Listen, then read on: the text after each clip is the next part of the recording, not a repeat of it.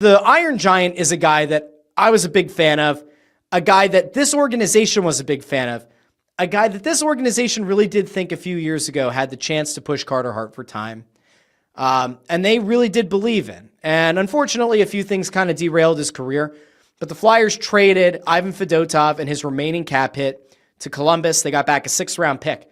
I want to go out to Danny Briere, who explained the move and ultimately why they decided to make the move. Because obviously, as soon as Fedotov gets traded, normal people think to themselves, oh, well, it's because they don't want to have 3 goalies at the AHL level. Crazy people are like, oh, this very clearly means they're clearing up a spot that they don't have for Carter Hart.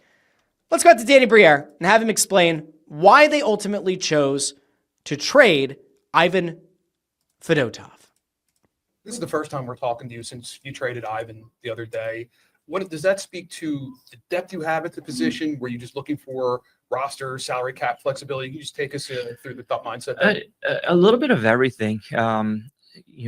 One of the big thing is it helps, gives us a little bit more space, salary cap wise, because we were close. It gives us the option now of keeping a little bit more freely 23 roster players if we want to.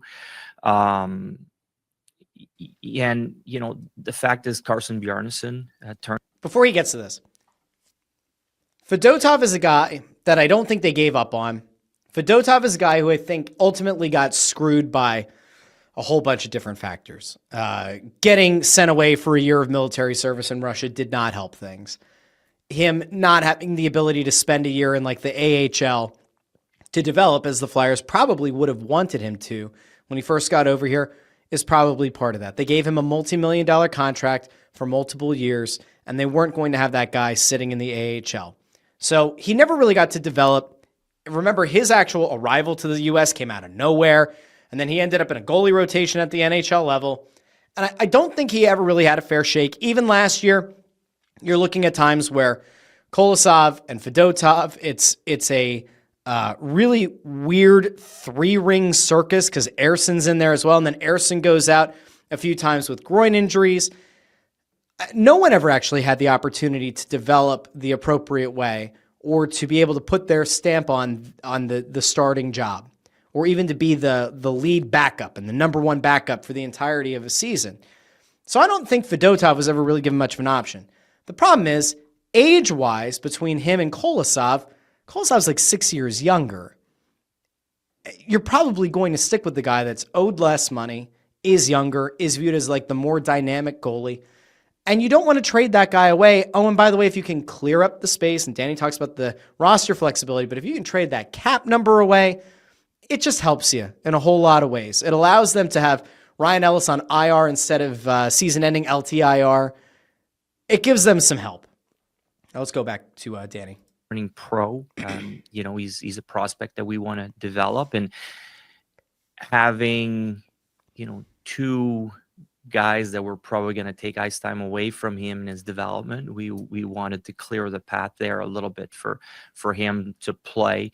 Obviously, Bjarnason is a big part of this, as Danny just said. They believe in Bjarnason. They believe in allowing him to develop, and they want him to get a lot of games in at the AHL for the Phantoms. And there was no way to feasibly rotate 3 goalies at the AHL level.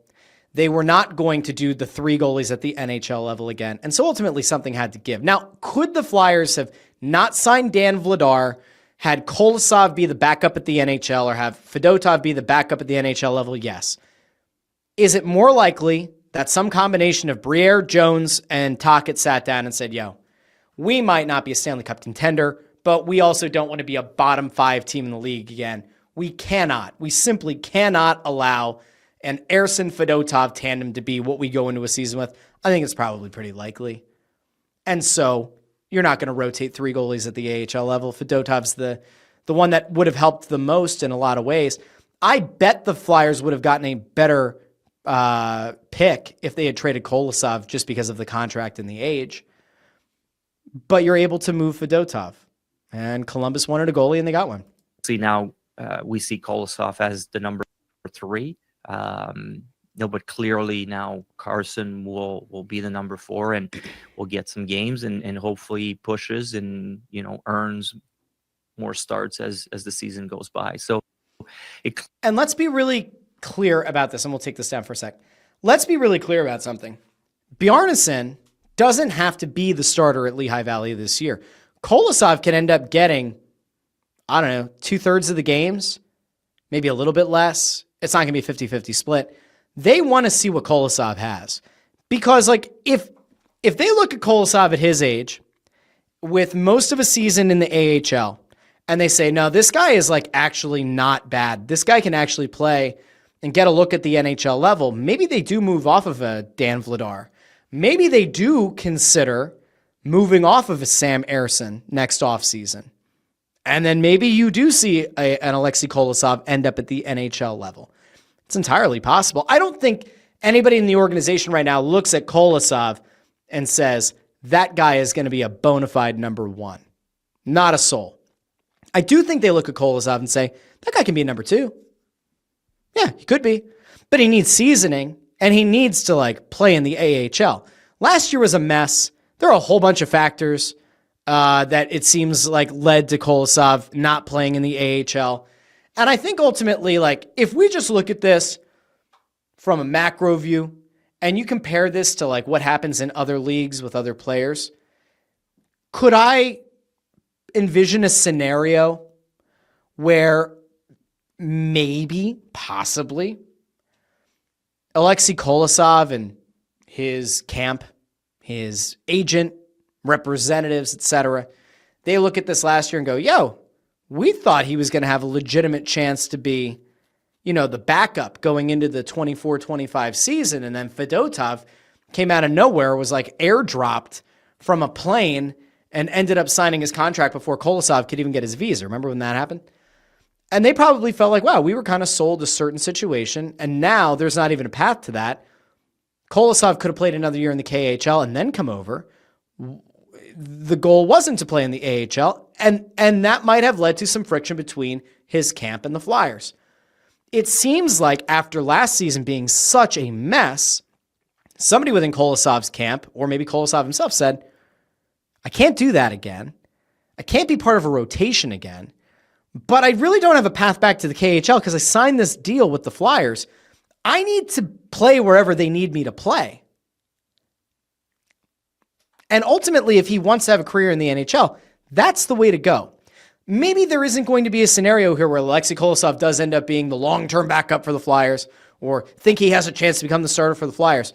Maybe it's just going to be something as simple as Kolosov goes, plays a season in the AHL, gets some games at the NHL level because there will be goalie injuries. There almost always are.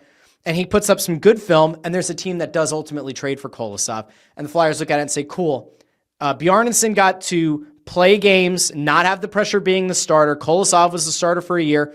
Then going into the 26th season, Bjarnason is the starter at Lehigh Valley.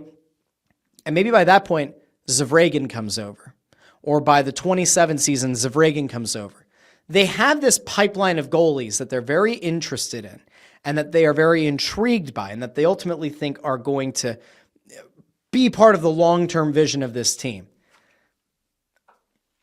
They got to get something for Kolosov. So hopefully things work out. He plays at the AHL level. He plays really well. And maybe he does get a look at the NHL. And we say, yo, good thing the Flyers didn't burn that bridge. Good thing Kolosov himself didn't burn that bridge. And he ended up being a good player. And maybe he plays well here and he gets another contract in Philadelphia. Or he gets dealt somewhere and the Flyers get a good asset back. Who knows?